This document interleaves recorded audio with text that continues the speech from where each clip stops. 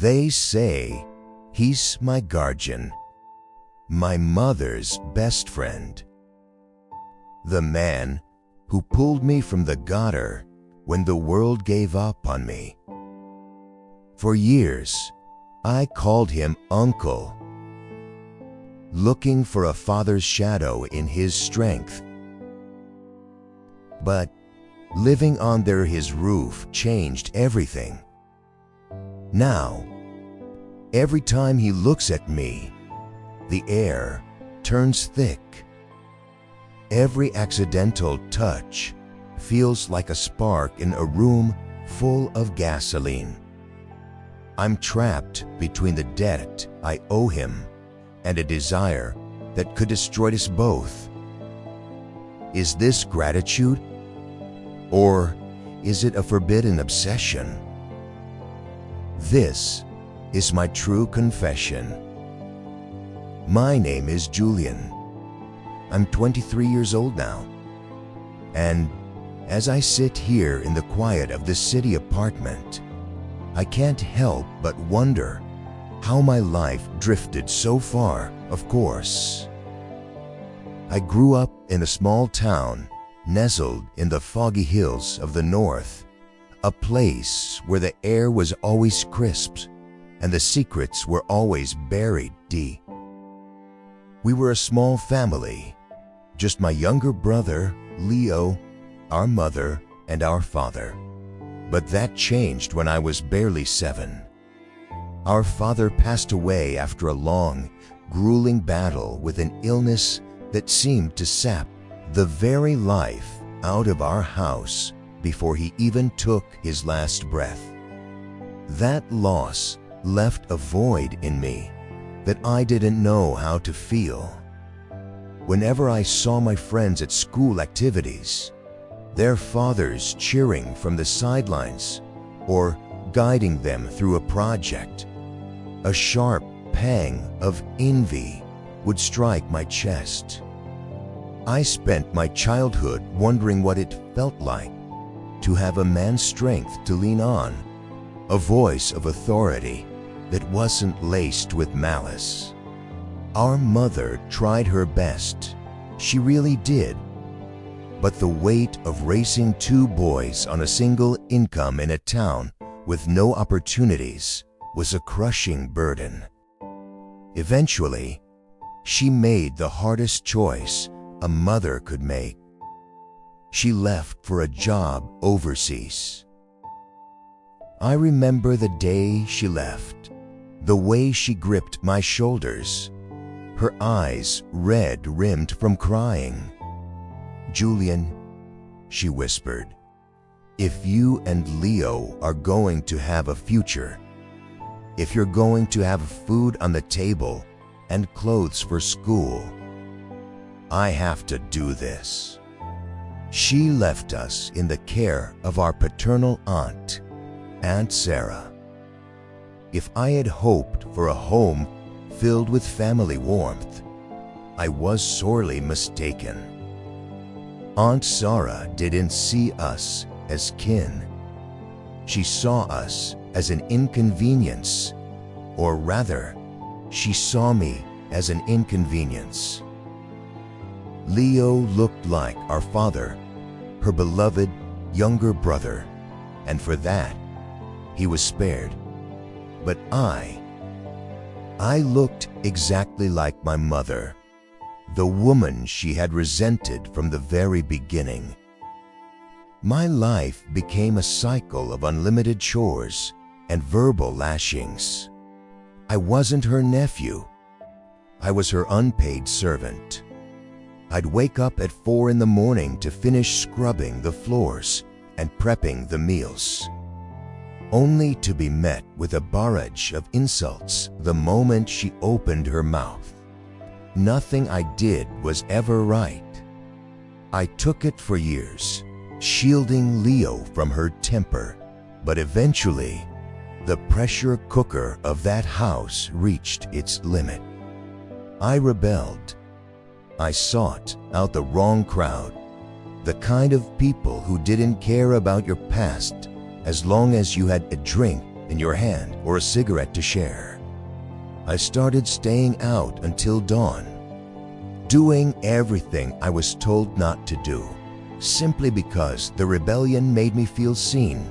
For the first time, someone was paying attention to me, even if it was for all the wrong reasons. At least, the noise of the bars drowned out the sound of Aunt Sarah's voice. But deep down, I was drowning.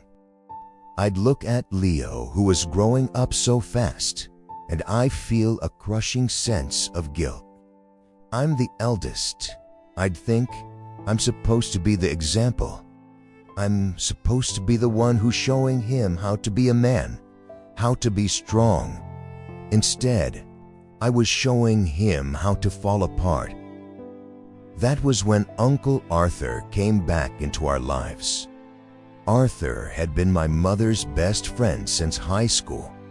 He was 45 now, a bachelor who lived in the city, and honestly, you wouldn't know his age by looking at him. He was fit, well-dressed, and carried himself with a quiet confidence that I immediately gravitated toward. He became the father figure I had been searching for my entire life.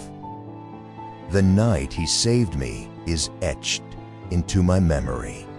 I was stumbling home after a heavy night of drinking, my vision blurred and my clothes reeking of cheap whiskey.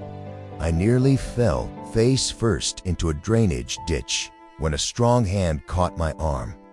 I looked up, squinting through the haze, and there he was, Arthur.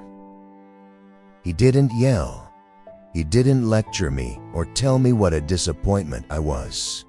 He simply led me to a 24-hour diner, ordered a bowl of hot soup and a black coffee, and sat there in silence while I sobered up. The silence wasn't heavy. It was patient. After the night, he started checking in on us constantly. He'd ask if we were eating, if we were going to school, though he knew I usually wasn't.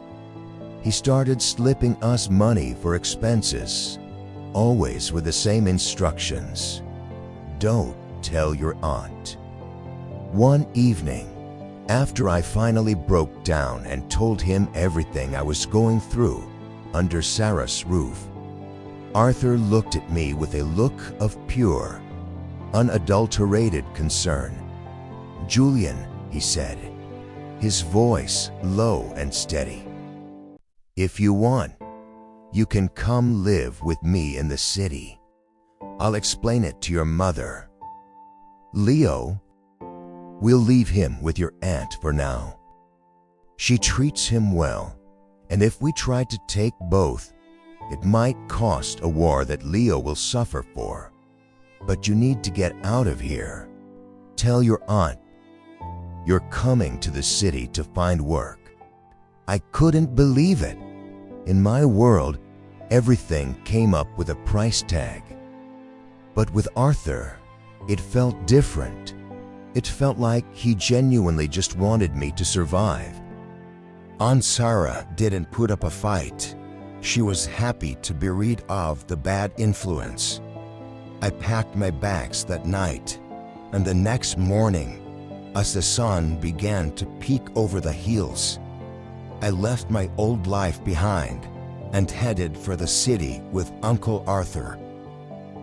Moving into Arthur's house was like stepping into another dimension.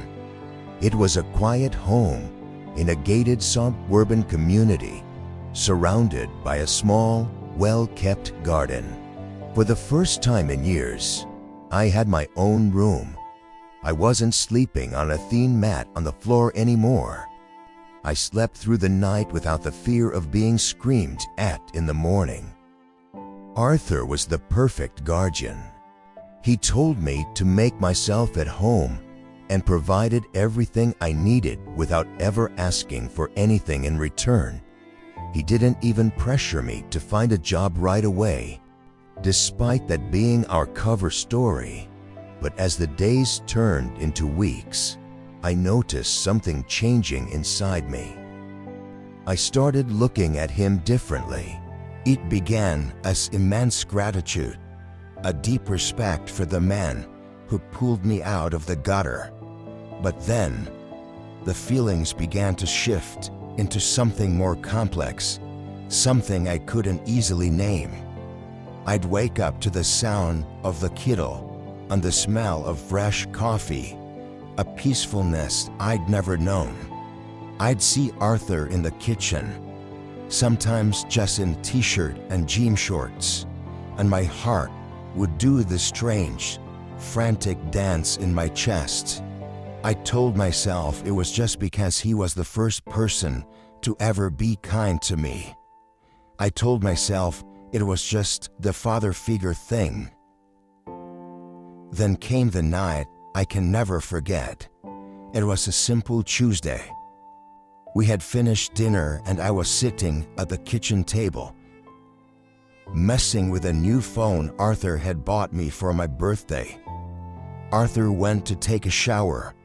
When he walked out of the bathroom and into the hallway, he was only wearing a white towel wrapped around his waist. His hair was damp, water droplets trailing down his neck and over his shoulders. In the dim light of the hallway, I saw him clearly, not as an uncle, but as a man. Despite being 45, he was toned and strong. Time seemed to slow down. I stared for a few seconds too long, my breath hitching in my throat, before I quickly looked down at my phone, pretending to be busy. But the image was burnt into my mind. That night, as I lay in my bed, my thoughts were a chaotic mess. Every time I closed my eyes, I saw him. My imagination began to wander into places it never should have gone. I realized then, with a sense of terror, that this wasn't just appreciation. There was something else there, something forbidden, something that could destroy the only stable thing I had left in this world. After that night in the hallway, it felt as though a spell had been cast over the house. I tried everything to shake the image of Arthur from my head, but it was like trying to stop the tide with my bare hands. The more I fought it, the more he occupied my every thought. It wasn't just that I was thinking of him. He began to haunt my dreams. The first dream was simple. We were sitting on the sofa, just like we did every evening, watching a documentary. But in the dream, the air felt thick, charged with a tension I didn't understand. Arthur turned to me, his hand reaching out to rest on my shoulder. His touch felt heavy, warm, and grounded. He tilted my chin up to face him, and the way he looked at me, with an intensity that made my heart hammer against my ribs, felt so real that I woke up, gasping, drenched in sweat. I lay there in the dark for hours, staring at the ceiling, wondering how my subconscious could betray me so vividly. The dreams became a nightly occurrence.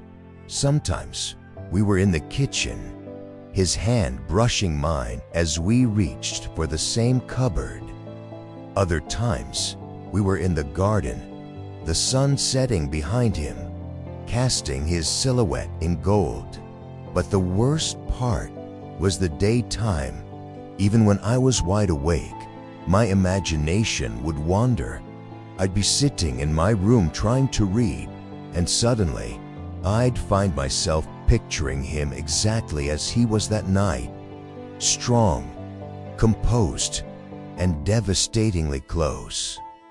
I started overanalyzing every move he made, When he sat at the dinner table, I became hyper-aware of the way he held his glass, the way his jaw moved when he ate, the low resonance of his voice when he asked about my day. I felt like a criminal harboring a secret that grew heavier with every passing hour. I knew it wasn't right.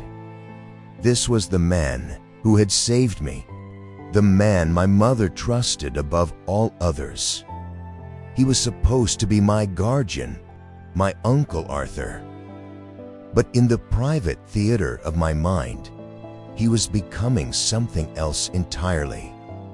As the weeks went by, the atmosphere in the house began to shift. I started to wonder if I was truly the one feeling the way of this silence. I began to know these things, small, subtle gestures that made my skin prickle. There were nights when I'd go down to the kitchen to get a glass of water, thinking he was already asleep. I'd walk into the living room and find him sitting there in the dark, the only light coming from the muted TV. He would look up as I entered, and for a split second, his gaze would linger on me with an expression I couldn't decipher. It wasn't the look of a guardian checking an award.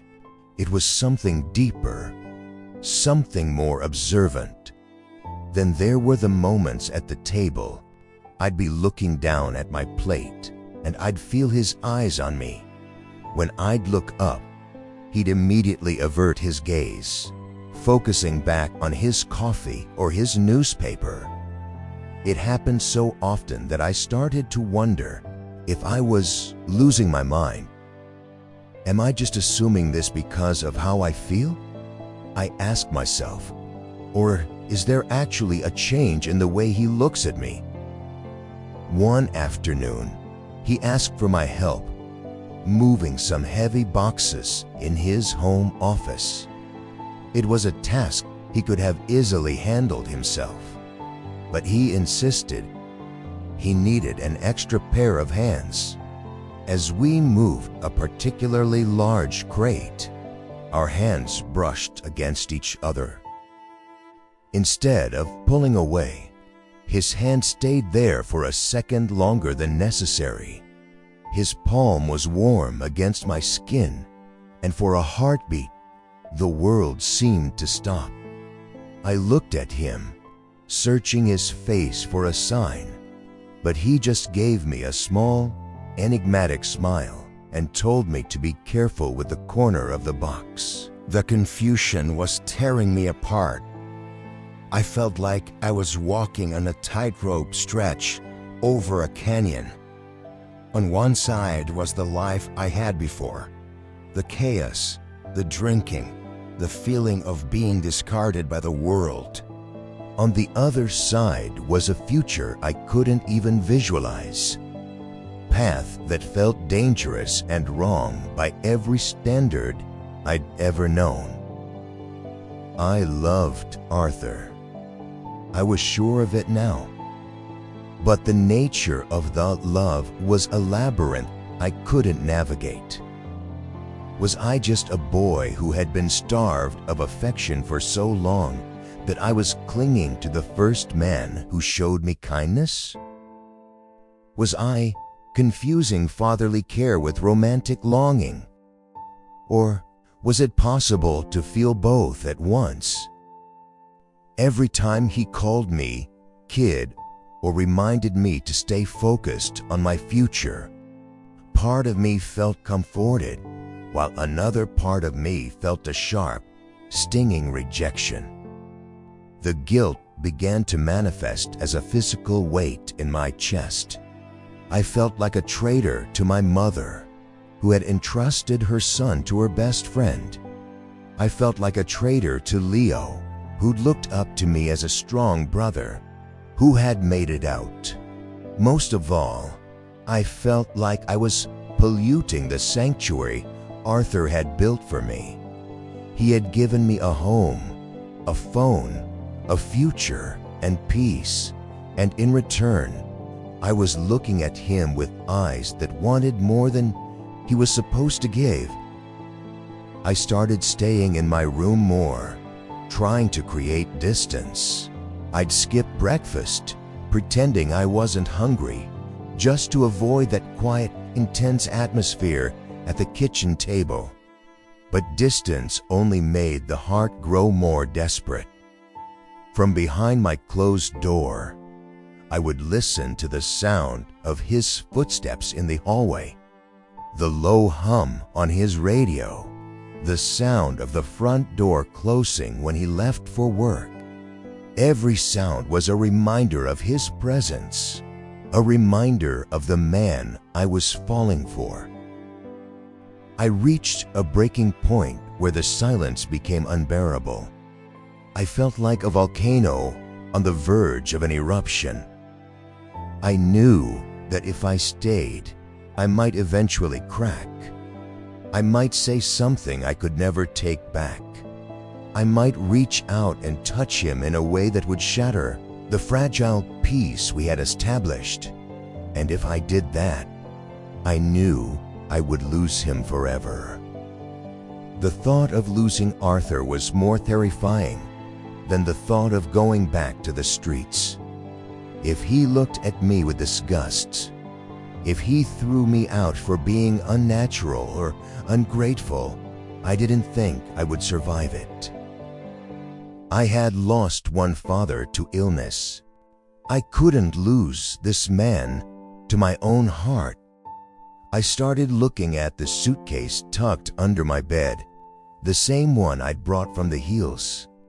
Maybe it was time to move on before the fire I was carrying burned the whole house down. The tension in the house had reached a fever pitch. I was living in a state of constant, quiet vibration, like a wire stretched too thin. Every good morning felt like an interrogation. Every good night felt like a goodbye. I found myself staring at the suitcase under my bed more and more. I thought that if I disappeared, if I just vanished back into the seedy streets or found a room in a different district, I could save us both. I could save him from my feelings, and I could save myself from the inevitable rejection. But then came a Friday night that changed the trajectory of everything. The city was under a heavy downpour, the kind of rain that drummed against the windows and made the rest of the world feel miles away. Arthur had come home late from a meeting, looking exhausted. He had traded his suit jacket for a simple sweater, and as he sat on the sofa with a glass of whiskey, he looked human. Not like the untouchable protector I had built him out to be, but like a man who was also carrying his own quiet burdens. "Julian," he called out softly, gesturing to seat across from him. "You've been hiding in your room for a week. Come sit. Talk to me." I walked over, my legs feeling like lead. I sat down, keeping my eyes fixed on the rock. The silence stretched between us, filled only by the rhythm of the rain. I could feel his gaze on me, that same intense, unblinking look I had seen in my dreams. "I'm moving out, Arthur," I blurted out. The words feel like stones in my mouth. "I've stayed long enough. I should find my own place, get a job, and stop being a burden to you." He didn't move. He didn't even flinch. He just set his glass down on the coffee table with a deliberate click. "Is that what you think you are? A burden?" His voice was lower than usual, vibrating with an emotion I couldn't quite name. "Or are you running away because of the way things have changed between us? My heart stopped. I finally looked up, and for the first time, I didn't see the uncle figure. I saw a man who was just as conflicted as I was. "I don't know what you mean," I lied, my voice trembling. "You do," he countered me, leaning forward. The space between us seemed to evaporate. "I see the way you look at me, Julian, and more importantly, I think you see the way I look at you too. I've tried to be the man your mother expected me to be. I tried to be the guardian you needed. But I'm also just a man. And having you here, watching you grow, watching you change, it hasn't been easy for me either." The air in the room felt electric. Every instinct I had told me to run, but my body wouldn't move. In that moment, the forbidden nature of my feelings collided with the reality of his admission. He wasn't disgusted. He wasn't angry. He was admitting that the bridge I thought I was crossing alone had someone waiting on the other side. "It's wrong," I whispered, though I wasn't sure if I was saying it for him or for myself. "Is it?" he asked. His voice was a mere breath away. "Is it wrong to care for someone who is lost? Is it wrong to find something real in a world that's mostly shadows? I don't have the answers, Julian. All I know is that if you walk out that door tonight, I won't stop you. But don't you do it because you think you're a burden. Do it only if you truly want to leave." I looked at him, really looked at him. I saw the kindness that had saved me from the gutter, the strength that had given me a future, and the vulnerability that was now laid bare before me. I realized then that my fear of losing him as a father was being eclipsed by the possibility of finding him as something more. The uncle I had known was gone, replaced by a partner, a confidant, a man who saw me as an equal. I didn't leave that night. I stayed. And in the quiet aftermath of that conversation, the weight that had been crushing my chest for months finally began to lift. We didn't have all the answers. We didn't know how we explained this to my mother or what Leo would think when he got older. We didn't know if the world would ever understand a bond that started in the shadow of guardianship and bloomed into something else. But for the first time in my life, I wasn't running. I wasn't hiding in the bottom of a bottle or lurking in the corners of my aunt's house. I was standing in the light, however complicated that light might be. So, to anyone listening to my story on the other side of the screen, what would you have done? Would you have walked away to preserve the proper order of things? Or would you have stayed with the only person who ever truly saw you, even if the path ahead was blurred and uncertain? My name is Julian, and this has been my confession. I don't know what tomorrow holds, but for the first time, I'm not afraid to find out. As long as I'm in this house, under his care, or perhaps now in his arms, I finally feel like I've come home.